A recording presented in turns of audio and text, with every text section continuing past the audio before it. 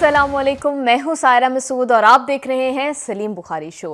बानी तहरीक इंसाफ के दोनों बेटों ने कल दी स्काई न्यूज़ को एक इंटरव्यू दिया है जिसमें उन्होंने करंट गवर्नमेंट के ऊपर बहुत ही संगीन किस्म के इल्ज़ामात लगाए हैं और यहाँ तक कहा है कि उनके वालिद को डेथ सेल और कैद तन्हाई में रखा जा रहा है। और इसके साथ ही एक दफ़ा फिर उन्होंने जनवरी में पाकिस्तान आने का इरादा जाहिर किया है। इससे पहले भी ये बात एक दफ़ा मंजर आम पर आई थी कि बानी के दोनों बेटे पाकिस्तान आ रहे हैं और पाकिस्तान आकर वो बानी की रिहाई की तहरीक को लीड करेंगे, मगर ऐसा नहीं हुआ। क्या अब कासिम और सुलेमान वाकई ही पाकिस्तान आएंगे और बानी की रिहाई का कोई रास्ता निकाल सकेंगे? इस पर बुखारी साहब का तज्जिया लेंगे। इसके साथ ही बानी पीटीआई के सॉलिटरी कन्फाइनमेंट की वजह से पाकिस्तान की आलमी साख को कितना नुकसान हो रहा है, उस पर किस किस्म के असरात मुरतब हो रहे हैं और इस हवाले से करंट गवर्नमेंट के एक्शंस किस हद तक जस्टिफाइड है, उस पर भी बात करेंगे। इन द सेकंड सेगमेंट बात करेंगे एक ऐसे इशू की जो हम रोजमर्रा अपने इर्द गिर्द होता देखते हैं, मगर ना तो उसको कंडेम करते हैं, ना ही उसकी हौसला शिकनी करते हैं और ना ही उसके अगेंस्ट कोई इफेक्टिव एक्शंस लिए जाते हैं, जिसकी वजह से अब ये इशू पाकिस्तान के इंटरनेशनल इमेज को नुकसान पहुंचा रहा है। बात कर रही हूं भीख माफिया की। हजारों पाकिस्तानियों को भीख मांगने की वजह से मुख्तलिफ ममालिक से जो है वो डिपोर्ट किया जा रहा है। ये इशू कितना सीरियस और कितना संगीन है और इसके सॉल्यूशंस क्या हो सकते हैं, इस पर भी बुखारी साहब से बात करेंगे। एंड लास्टली गजा की करंट सिचुएशन के हवाले से डिस्कशन करेंगे और इसके हवाले से डोनाल्ड ट्रंप ने कुछ अहम और बड़े इंटरेस्टिंग किस्म के दावे जो है वो किए हैं। तो इन तमाम इशूज पर डिटेल डिस्कशन के लिए बढ़ते हैं सलीम बुखारी साहब की जानिब। अस्सलाम वालेकुम बुखारी साहब, कैसे आप ठीक हैं? मैं बिल्कुल ठीक ठाक हूं बुखारी साहब। बुखारी साहब, बानी तहरीक इंसाफ के दोनों बेटों ने कल एक इंटरव्यू दिया, स्काई न्यूज़ के काफ़ी मशहूर मारूफ एंकर हैं उनको, और उसमें उन्होंने बहुत ही ज़्यादा इल्ज़ामात जो है वो करंट गवर्नमेंट के ऊपर लगाए हैं और कहा है कि उनको उनके वालिद को डेथ सेल में रखा जा रहा है, कैद तन्हाई में रखा जा रहा है, सब स्टैंडर्ड कंडीशंस हैं उनके सेल की। कितनी जस्टिफाइड है ये बात? बहुत सारी चीज़ें जो है ना वो दूसरी बार हो रही हैं, इसलिए ये समझ में नहीं आती कि पहले बार ठीक था या अब दूसरी बार ठीक होने जा रहा है। ये इंटरव्यू जो है ये एक ऐसे वक्त में आया है जब मकामी तौर पर तमाम उम्मीदें जो हैं या तवक्कात जो हैं वो दम तोड़ चुकी हैं। ना ही तो स्टेट बात करने के लिए तैयार है उनसे अब, ना ही एस्टेब्लिशमेंट उनसे बात करने के लिए तैयार है। तो बातचीत का रास्ता तो खुद बानी ने बंद कर दिया है और उनका जो एक्सट्रीम एटीट्यूड है जिसमें वो किसी को बख्शते नहीं हैं, चाहे ट्वीट के ज़रिए हो चाहे इंटरव्यूज़ के ज़रिए हो। जो पहले जब मीडिया से तक रसाई थी उनको, जब उनके खिलाफ ट्रायल चल रहा था कोर्ट में, तो उनकी जो प्रेस कॉन्फ्रेंसेस थी या मीडिया इंटरेक्शंस थे उसमें वो किसी को छोड़ते नहीं हैं। किसी को कहते हैं कब्र तक पीछा करूँगा, किसी को कहते हैं ये दिमागी तौर पर ठीक नहीं है, मैं नाम लेना नहीं चाहता हूँ, मेरे सारे इशारे सबको समझ आ जाएंगे मैं क्या कह रहा हूँ। जब आपका रवैया ये होगा तो फिर इन हलकों से आपको कोई तवक्कात नहीं रखनी चाहिए जी। ये एक कॉमन सेंस की बात है जिसको बानी और उसकी पार्टी समझने के लिए आमादा नहीं है। पहले भी जो है हमने ये बात सुनी थी कि बानी के बेटे पाकिस्तान आ रहे हैं। अब उन दोनों ने खुद जो है वो इस बात का एतराफ़ कर लिया और ये जाहिर किया कि उनका इरादा है कि वो जनवरी में पाकिस्तान आए। आपको लगता है कि वो आके वो पाकिस्तान आएंगे? देखिए, पहली बात तो ये है कि हम इन ऑल सैनिटी कोई भी कैदी हो, खान साहब तो पॉलिटिकल पार्टी के सरबराह हैं, प्राइम मिनिस्टर रह चुके हैं, उनके साथ तो बहुत सारी रियायतें होनी चाहिए, लेकिन हम किसी भी कैदी के इस्तेहसाल के हक़ में नहीं हैं। हम नहीं चाहते कि किसी के साथ भी किसी किस्म की कोई ज्यादती हो। मेरे ख्याल से कोई भी सेन आदमी ये नहीं चाहता। लेकिन ये बावर कराना जो है हम पता नहीं किसकी ज़िम्मेदारी है कि jail is not a personal residence drawing room, it's a jail.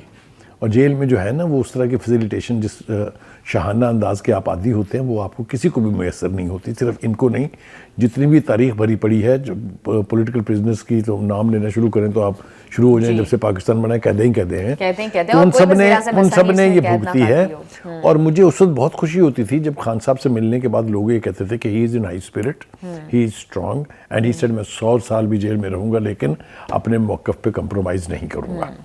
So we respected that, we still respect that.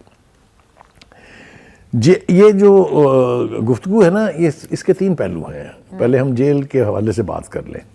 एक तो ये कि क्या उनको आम कैदियों की तरह रखा हुआ है, दूसरा क्या उन्हें जेल मैनुअल से मुख्तलिफ सहूलतें मुयस्सर हैं, तीसरा क्या उन्हें दीगर कैदियों से ज़्यादा सहूलतें मुयस्सर हैं, और चौथा क्या उन पर जुल्म हो रहा है।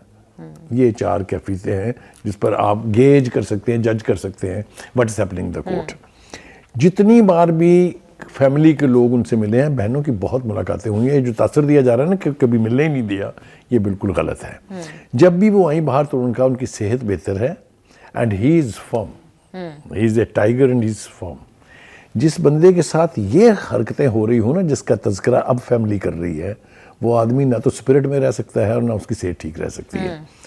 دوسری بات یہ ہے کہ یہ ڈیتھ سیل، یہ ٹرمینالوجی جو ہے استعمال کرنے والوں کو بھی یہ پتہ نہیں ہے کہ یہ ایک ایسے شخص کو جسے سزا ہوئی ہو کسی جرم میں، اس کو نہیں وہاں رکھا جاتا. وہاں صرف وہ رکھتے ہیں جنہوں نے مرڈر کیا ہو اور ان کی پھانسی جو ہے اویٹڈ ہو، وہ جاتے ہیں ڈیتھ سیل میں. یا تو ڈیتھ سیل کا کوئی کانسیپٹ نہیں ہے ان کو، یا یہ ٹرم بالکل غلط استعمال ہو رہی ہے.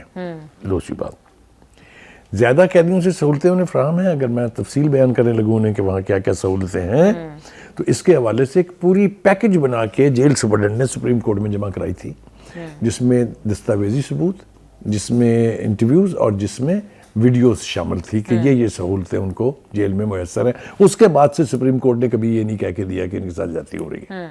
اور یہ بات آج کی نہیں ہے، میں بہت پرانی بات کر رہا ہوں. جی لیکن بخاری صاحب، جب اس طرح کے انٹرویوز انٹرنیشنل فورمز کے اوپر دیے جا رہے ہیں تو آبویسلی پاکستان کی امیج کو اس کا نقصان پہنچ رہا ہے. تو کرنٹ گورنمنٹ کو اس کو کاؤنٹر کرنے کے لیے کیا کرنا چاہیے؟ کوئی ویڈیو ایویڈنسز دنیا کے سامنے رکھیں کہ ایسا نہیں ہے؟ دیکھیے، پہلے ہم اس وہاں تک پہلے بعد میں جائیں گے، پہلے تھوڑا سا بیک گراؤنڈ بیان کرنا اس کا بہت ضروری ہے. دیکھنا یہ ہے کہ یہ جو نئی کیمپین شروع ہوئی ہے، میں اس کو کیمپین اس لیے کہہ رہا ہوں کہ ایک طرف تو انٹرویو دیکھ رہے ہیں ہم، دوسری طرف ہم دیکھ رہے ہیں کہ اقوام متحدہ کی ایک جو ریپورٹیر ہے، جو نمائندہ ہے، انہوں نے بھی اپنی درفنتنیاں خوب پھونکی ہیں اور پاکستان کے اوپر یہ تاثر دینے کی کوشش کی ہے کہ اس سے زیادہ ہیومن رائٹ وائلیشن کہیں نہیں ہو رہی دنیا میں. تو یہ ایک کیمپین کا فیز 2 ہے. فیز 2 سے آگے بڑھنے سے پہلے میں ذرا آپ کے ساتھ اور اپنے ناظرین کے ساتھ فیز 1 شیئر کرنا چاہتا ہوں. کیا آپ کو یاد نہیں ہے کہ لابیز کے نتیجے میں 60 کانگریس مین نے ایک خط لکھا تھا اپنے پریزیڈنٹ کو؟ یاد ہے آپ کو؟ جی. اور ان کی رہائی کے لیے تھا کہ بانی کو رہا کیا جائے، کیونکہ بڑی زیادتی ہو رہی ہے. اس کے بعد کیا آپ کو یاد ہے کہ الیکشن کمپین کے دوران پریزیڈنٹ ٹرمپ کی کتنا پروپیگنڈا کیا گیا تھا کہ بس الیکٹ ہونے دیں پھر دیکھیں کیا ہوتا ہے. اور آپ کو یہ بھی یاد ہوگا کہ ایک بہت ہی قریبی جو دوست تھے اور کیمپینر تھے ٹرمپ کے، انہوں نے ایسا بیان بھی جاری کر دیا تھا کہ یہ لگتا ہے کہ ٹرمپ اگر منتخب ہو جائیں گے تو پھر ان کے پاس کوئی پرائرٹی نہیں ہے سوائے خان صاحب کو رہا کروانے کی. یہ آپ نے ہم نے کھلی آنکھوں دیکھا اور کھلے کانوں سنا ہوا ہے. ٹھیک ہے.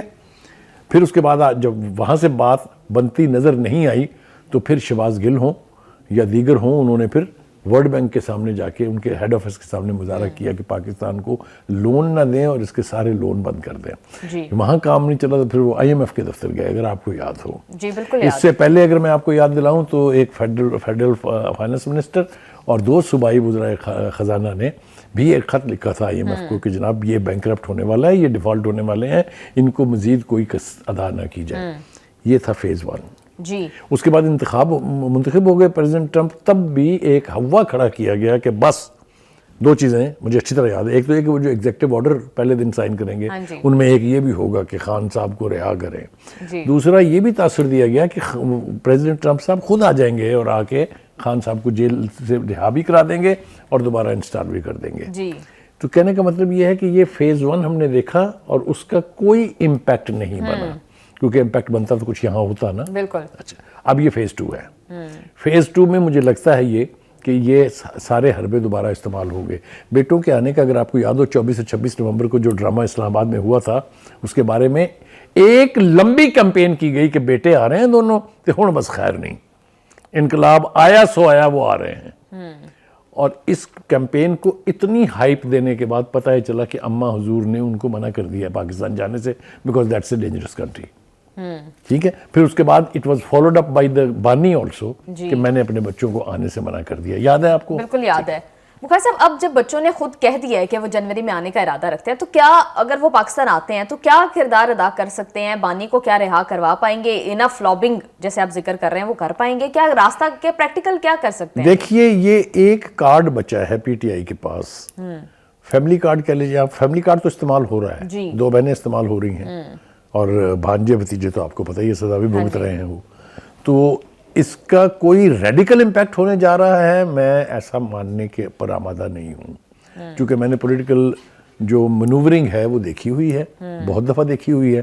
اس لیے جو بدترین پریشر آ سکتا تھا حکومت کے اوپر وہ یہ سسٹین کر چکی ہے، چاہے وہ in term of foreign pressure تھا، چاہے وہ in term of local agitational politics تھی. یہ سارے پریشر وہ سسٹین کر چکے ہیں. پھر تیسرا ایک حربہ اور جو استعمال کیا خان صاحب نے، اسمبلیوں کو ڈیزالو کرنا، قائمہ کمیٹیوں سے بندوں کے ریزائن دلوانے، اینڈ وغیرہ وغیرہ. تو یہ سارا کچھ استعمال ہو چکا ہوا ہے. پروگرام میں واپس آئیں گے ایک شارٹ بریک کے بعد. Stay with us.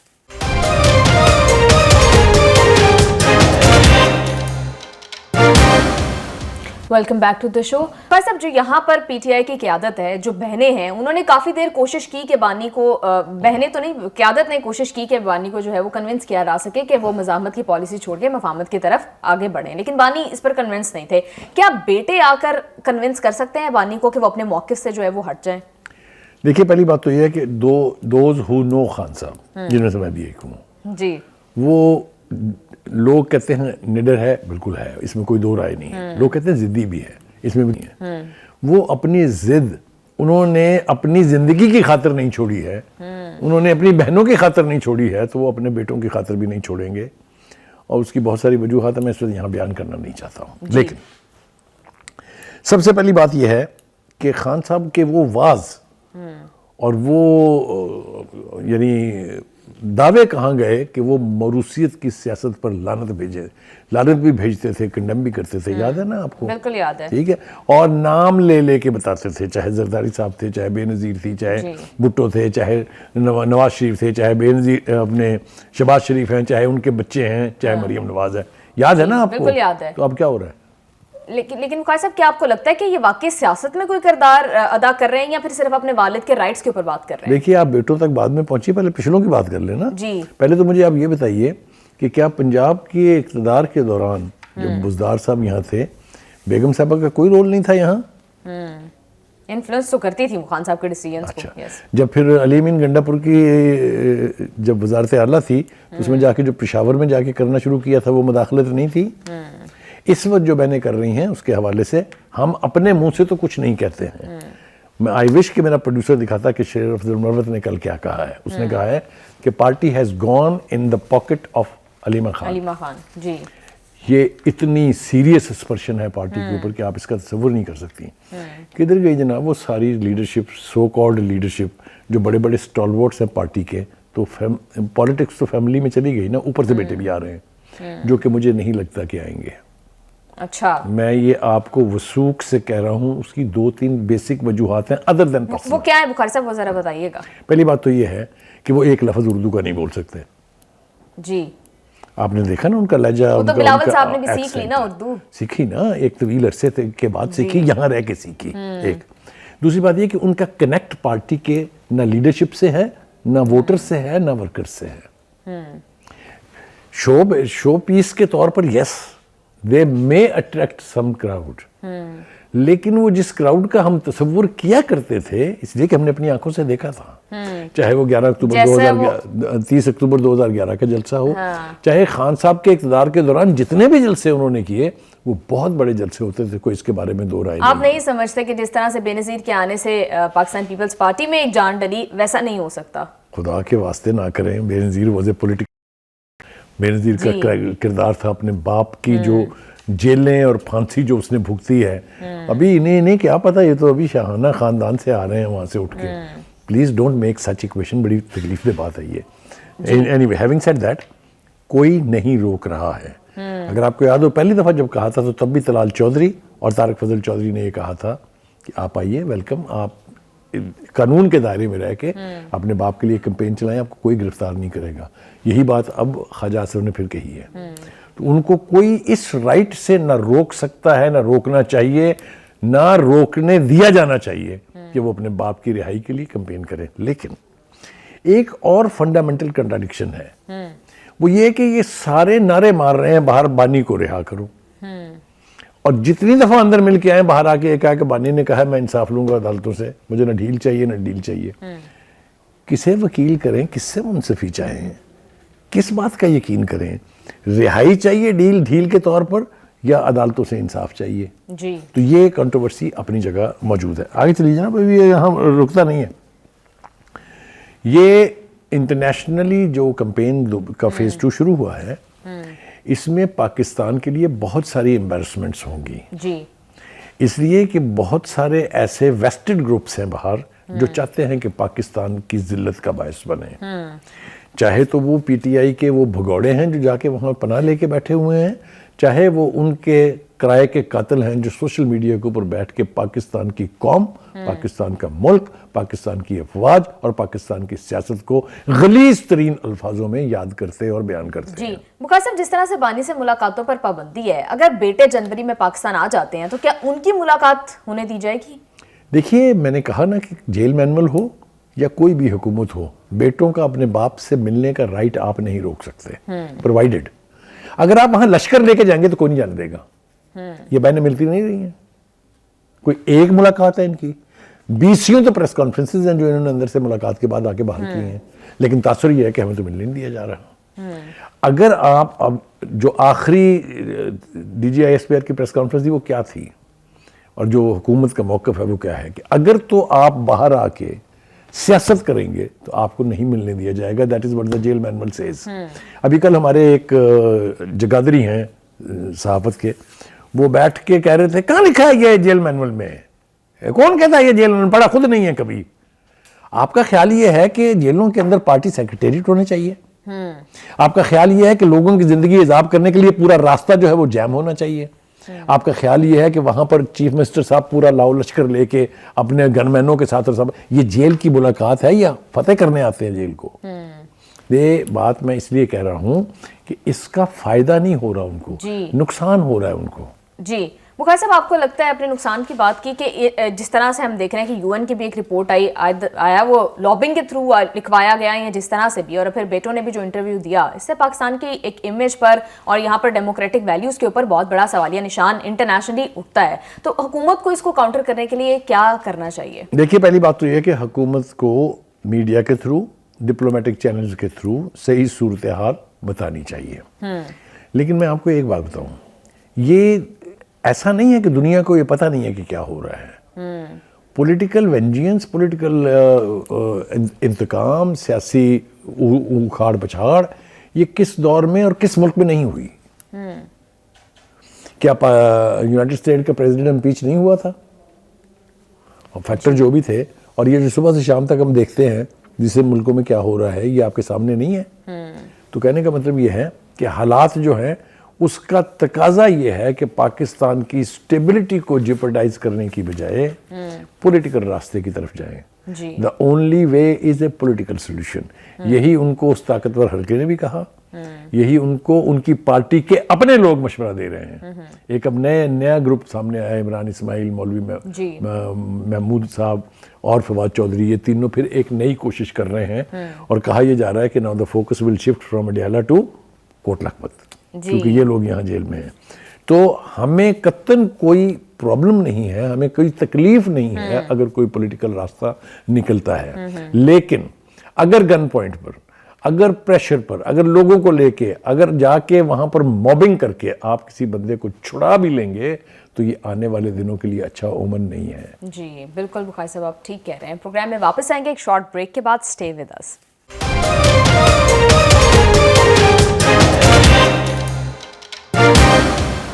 Welcome back to the show. Bukhari صاحب، پاکستان کے اندر بھیک مافیا پہلے سرگرم تھا، اور جس کی وجہ سے پہلے تو صرف اپنے ملک کا ایک انٹرنل ایشو تھا، لیکن اب یہ باہر کے ممالک میں جا کر بھی وہاں بھی پاکستان کا نام جو ہے وہ خراب کر رہے ہیں، میں بدنام کر رہے ہیں۔ کتنا سنگین یہ معاملہ ہے اور کس طرح سے اس کا سولوشن کیا جا سکتا ہے؟ سنگین معاملے کی بجائے کوئی اور زیادہ گمبھیر لفظ ڈھونڈنا پڑے گا، اس لیے کہ یہ پاکستان کی قوم، پاکستان کے ملک، پاکستان کے قانون، ان سب کچھ کا مذاق اڑانے کے مترادف ہے۔ میں آپ کو بتاؤں، میں I am a widely travelled person, میں نے دنیا کے آلموسٹ امپورٹنٹ ایئرپورٹس پہ دیکھا ہے، اور مجھے بہت ڈوب مرنے کو دل چاہتا ہے جب وہاں پر یہ آوازیں لگتی ہیں کہ green passport holder on this line, separate line ہے ہر ایک ملک کے ایئرپورٹ پر پاکستانیوں کے لیے۔ وہ میری اور آپ کی وجہ سے نہیں ہے، وہ انہی مافیاز کی وجہ سے ہے جو دنیا کا کوئی بھی طریقہ کار استعمال کر کے لوگوں کو باہر بھیجتے، ان سے بھیک منگواتے اور اپنے مافیاز چلاتے ہیں۔ آپ یہ دیکھیے کہ اسلام کے نام پر جو کچھ سعودی عرب میں، یو اے ای میں اور دیگر مسلم ممالک میں بھیج کے لوگوں کو کرایا جا رہا ہے، میں اس کی اگر آپ کو تفصیل بتانے بیٹھوں تو میں سوائے شرمندہ ہونے کے اور کچھ نہیں، لیکن پھر بھی اس وقت چونکہ ہم اس کے اوپر بات کر رہے ہیں تو تھوڑی سی تفصیل دینا بہت ضروری ہے۔ اس سال جناب 51,000 افراد کو آف لوڈ کیا گیا ہے، وچ از اے ریکارڈ۔ یہ ایف آئی اے کی اور جو ایئرپورٹ سیکورٹی سٹاف ہے ان کی کارکردگی کی مثال ہے. بالکل. ورنہ یہ 51,000 لوگ باہر جاتے ہیں, وہاں سے ڈپورٹ ہوتے ہیں اور پاکستان کی مزید بدنامی کا باعث بنتے ہیں. آگے چلیے جی. 24,000 لوگ سعودی عرب سے ڈپورٹ ہوئے. جسٹ امیجن کہ حج اور عمرے کے دنوں میں جب جا کے پاکستانی وہاں بھیک مانگتے ہیں, جتھے لے کر بخاری صاحب پورے گینگ بنا کر یہ لوگ جاتے ہیں. نہ صرف یہ بلکہ وہاں جا کے اس طرح کی کیفیت بیان کرتے ہیں جیسے پاکستان سے زیادہ ظالم, پاکستان سے زیادہ ڈرٹی معاشرہ دنیا میں کوئی نہیں ہے. انہیں صرف پاؤنڈز, انہیں صرف درہمز, انہیں صرف ڈالر چاہیے. تو یہ تو حال ہو گیا ایک. اس کے ساتھ 6,000 افراد جو ہیں وہ امارات گئے اور 2,500 بھکاریوں کو آذربائیجان نے نکالا. جسٹ امیجن کہ جب وہ نکال رہے ہوں گے یہ سمجھ کے, یہ جان کے, یہ ثابت کر کے کہ بھیک مانگ رہے تھے, کیا پاکستان کی عزت رہ گئی ہوگی. آگے چلیے. متعدد گروپ عمرے کا نام لے کر یورپ جانے کی کوشش کر رہے ہیں, میجورٹی آف دوز جن کو آف لوڈ کیا گیا ہے, یعنی یہاں سے نکلنے کے لیے عمرہ, اور آگے وہاں سے جا کے فلائٹیں پہلے سے بک ہوئی بھی ہوتی ہیں, ان کے کاغذات پکڑ کے ان کو آف لوڈ کیا کہ یہ آگے سے آگے جائیں گے. اور بدترین سیناریو دیکھیے, 24,000 لوگ کمبوڈیا گئے, because that is another airport جہاں سے آپ دیگر ملکوں کی فلائٹیں لے سکتے ہیں, کیونکہ وہاں کے قوانین جو ہیں وہ بڑے نام ہیں. وہاں سے 24,000 میں سے 21,000 لوگ واپس ہی نہیں آئے. ٹھیک ہے جی. 4,000 سیاحتی ویزے پر گئے جن میں سے 2,500 واپس نہیں آئے.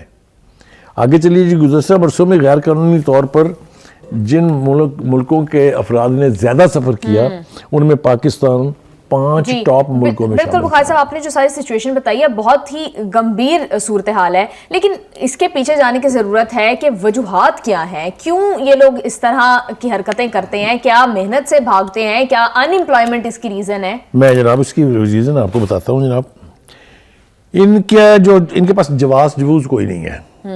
ان کو پیسے یہاں پے کیے جاتے ہیں اور وہ اس سروس کے طور پہ باہر جاتے ہیں. جو مافیاز ہیں وہ انہیں یہاں پیسے دیتے ہیں پہلے, پھر ان کے ٹریول کے ڈاکومنٹس, پھر ان کے ٹکٹیں, سب کچھ کے پیسے دیتے ہیں. اب آپ تصور کریں اتنے پیسے خرچ کر کے جس بندے کو بھیجا جاتا ہوگا وہ لے کے وہاں سے کیا آتا ہوگا. ٹھیک ہے جی. ایک بات. دوسری بات یہ کہ غربت کو سب سے بڑا عنصر قرار دیا گیا ہے کہ یہ جا کے باہر غربت کا رونا روتے ہیں کہ پاکستان میں تو روزگار ہی نہیں ہے, پاکستان میں تو زندگی جو ہم بھوکوں مر رہے ہیں, خدا کے لیے ہماری مدد کیجیے, اللہ کے نام پر ہماری مدد کیجیے, رسول کے نام پر ہماری مدد کیجیے. غربت کو بہت بڑے ہتھیار کے طور پہ استعمال کرتے ہیں. بخاری صاحب لیکن آپ کو نہیں لگتا کہ ان امپلائمنٹ اور ان اسکلڈ لیبر ہونا اس کی ایک بہت بڑی وجہ ہے؟ ابھی آ رہے ہیں آگے. دیکھیے پہلی بات تو یہ کہ یہ طے ہو گیا کہ چونکہ ایزی منی ہے نا, نہ محنت کرنی ہے نہ کچھ, صرف بیٹھنا ہے, بیٹھ کے ہاتھ پھیلانا ہے اور پیسے آ رہے ہیں.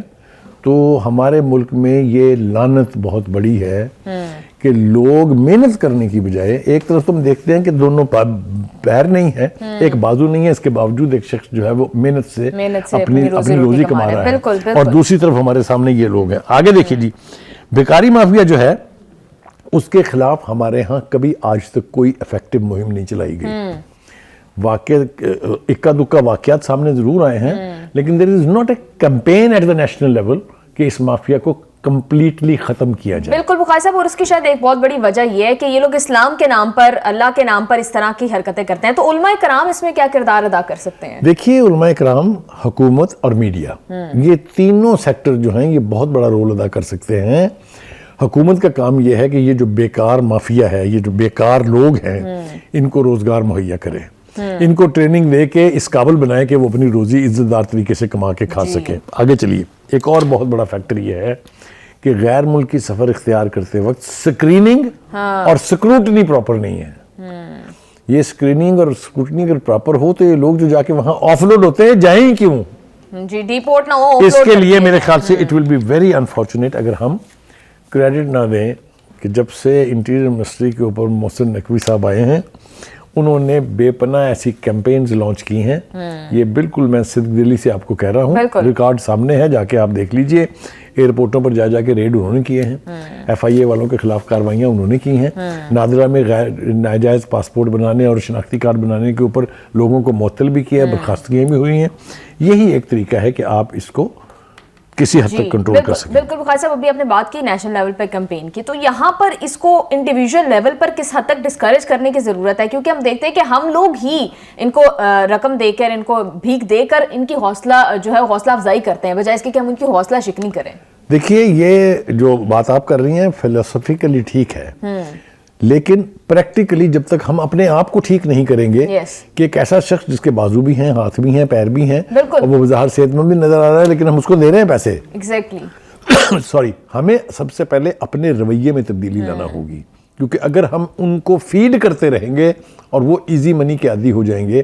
ایک بہت بری مثال ہے، مجھے دینی نہیں چاہیے لیکن مجھے دینی پڑ رہی ہے.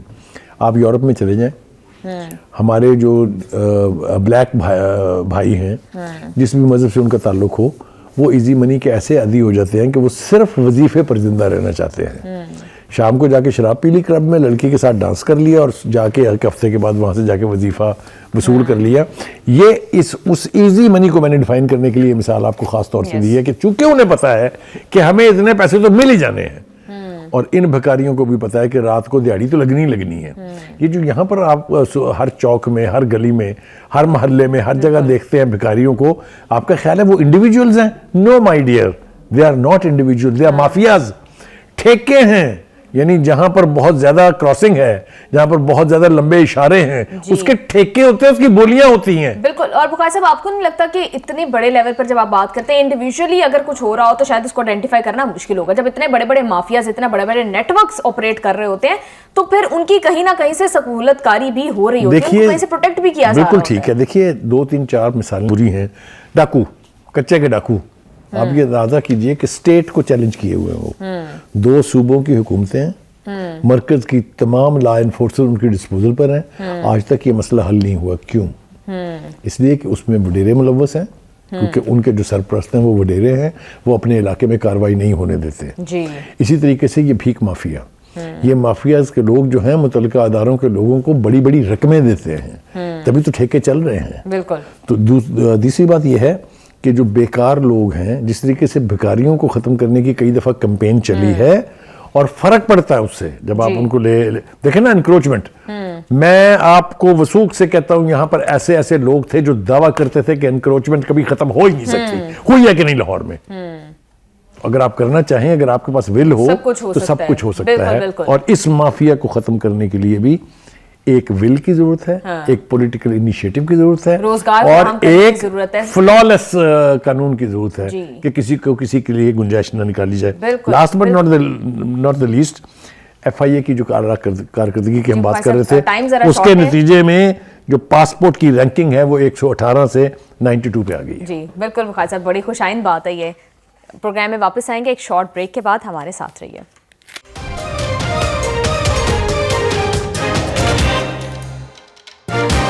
ویلکم بیک ٹو دا شو.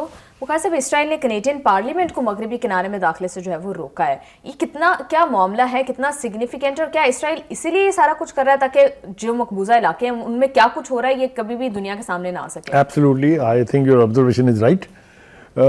جتنی بھی ہیومن رائٹ آرگنائزیشنز تھی، اس سے پہلے آسٹریلیا کی پارلیمنٹ کے لوگ آئے تھے دیکھنے، وہ نہیں چاہتا کہ لوگ یہاں آ کے اپنی آنکھوں سے وہ منظر دیکھیں جو نسل کشی کے نتیجے میں اس وقت غزہ میں ہر طرف پھیلا ہوا ہے. غزہ جو ایک شاداب، ایک آباد پٹی تھی، وہ قبرستان میں کس طرح سے یعنی منتقل ہوئی ہے، اور کس طریقے سے وہاں پر 70,000 کے قریب جانیں جو ہیں وہ ضائع ہوئی ہیں، اور کس طرح سے 2-2.5 لوگوں کو اپاہج کر کے بٹھایا ہوا ہے. اور کس طرح اس وقت وہاں کے فلسطینی، جن کا وہ گھر تھا، جن کا وہ ملک تھا، وہاں پر ٹینٹوں میں رہ رہے ہیں، اور وہاں کا موسم جو ہے وہ کس طرح ان کے ٹینٹوں کو اڑا کے لے جا رہا ہے، اور بچے جو ہیں بارش کے پانی کے اندر جو ہیں بلک رہے ہیں. یہ منظر وہ نہیں چاہتے کہ کوئی بھی آ کے دیکھے. تو ایک تو ان کی یہ ہے، اس کو اور کچھ نہیں کہا جا سکتا، اس سے دنیا کو واقف ہونا چاہیے. انہیں پتہ ہونا چاہیے کہ وہ نہیں چاہیں گے کہ کوئی بھی آگے اس کو دیکھے اور دنیا کو پتہ چلے کہ ہم نے کیا کیا ہے. ایک بات، لیکن اس سے بہت زیادہ امپورٹنٹ بات جو ہے، جو میں سمجھتا تھا، میرا خیال تھا کہ ہمیں آغاز اس سے کرنا چاہیے تھا پروگرام کا، وہ ہے، وہ کہتے ہیں نا کہ آدمی جتنا مرضی چلاک ہو، بعض اوقات اس کے منہ سے کچھ ایسا نکل جاتا ہے جس کے بارے میں کسی شاعر نے کہا ہے کہ سچ منہ سے نکل جاتا ہے، کوشش نہیں کرتا. جو کچھ यहूदियों की एक तकरीब से खिताब करते हुए ट्रंप ने कह दिया है बिल्कुल बुखारी साहब, इतना बड़ा क्लेम बगैर किसी वजह के तो नहीं हो सकता। क्या पहले भी डोनाल्ड ट्रंप जब भी नेतन्याहू उनकी बात से इख्तलाफ करते हैं, उनकी बात नहीं मानते, तो डोनाल्ड ट्रंप इस तरह की धमकियां और तड़ियां लगाते हैं? ये धमकियां नहीं है, ये मेरे ख्याल से ग्राउंड रियलिटीज को तस्लीम करके उनके मुंह से जो कुछ भी निकला है, ये एक बहुत बड़ी वार्निंग है नेतन्याहू के लिए। जी। मैं आपको बताऊं, इस तकरीब के बाद से Netanyahu must be having sleepless nights, इसलिए कि ये तासुर तो कायम था और कई दहाइयों से कायम था कि जो ज्यूश लॉबी है और ख़ास तौर से जो ज़ायनिस्ट लॉबी है, जिसके पास सरमाया की कुंजी है, जिसके पास तमाम जो अहम शोबे हैं उनके ऊपर कंट्रोल है, उसकी वजह से अमेरिका का प्रेसिडेंट जो है is nothing but A hostage to their Wills. वो ये बता रहा है कि इजराइलियों याद रखो ये सूरत हाल अब मजीद नहीं है। क्यों नहीं है? जी। जिस तरीके से अवाम उठी है, चाहे वो अमेरिका की है, चाहे वो यूनिवर्सिटियों के स्टूडेंट्स हैं, ज्यूज जो वहां बसते हैं, उन्होंने एक लाख के जुलूस निकाले हैं। बिल्कुल बुखारी साहब, आप इतने प्रोग्राम्स में यही बात करते आए हैं कि पब्लिक ओपिनियन जब बदलेगा तो फिर सब उसकी जद में आएंगे और वो सबसे स्ट्रांग चीज होगी।